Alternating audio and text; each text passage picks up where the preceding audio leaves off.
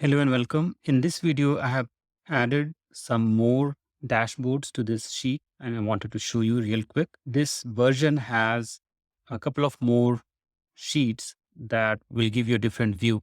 So suppose if you have chosen a particular team or a track, and if you go to this weekly employee allocation sheet, here you can see each and every employee, what allocations they have on a particular week.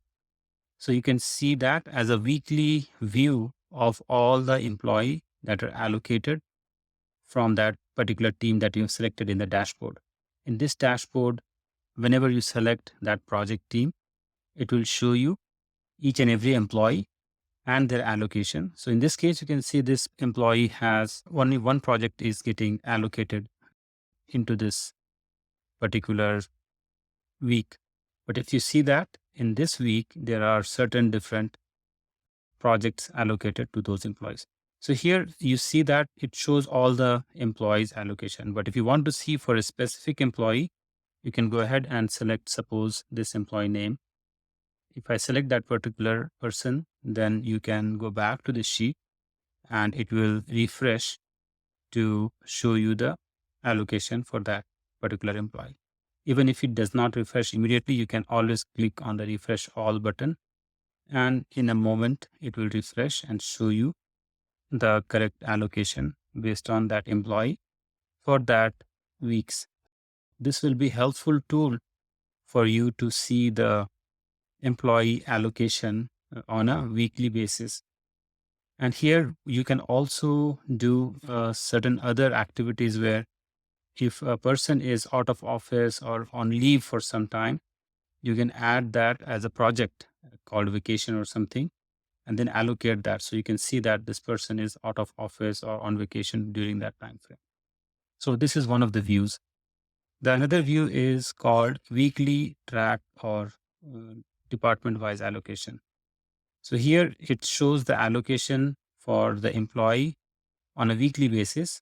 So let me remove that filter here.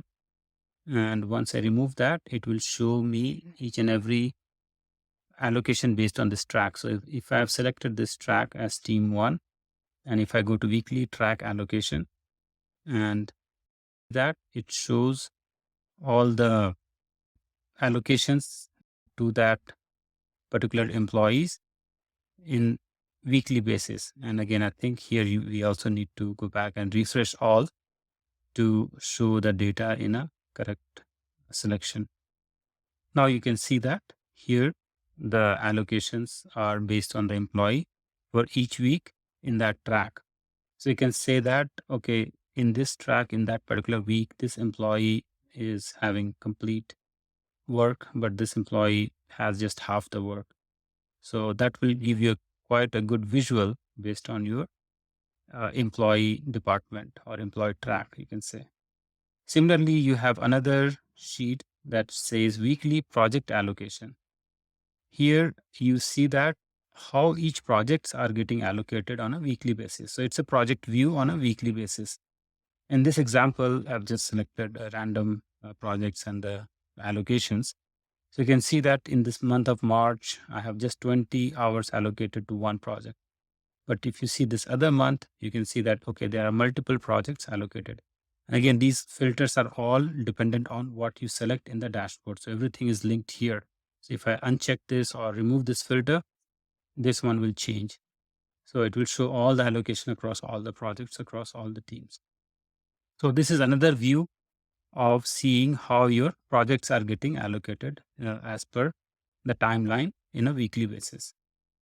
One more sheet that I've added is called idle resources. So based on that, you can say or see how many resources hours are not completely utilized.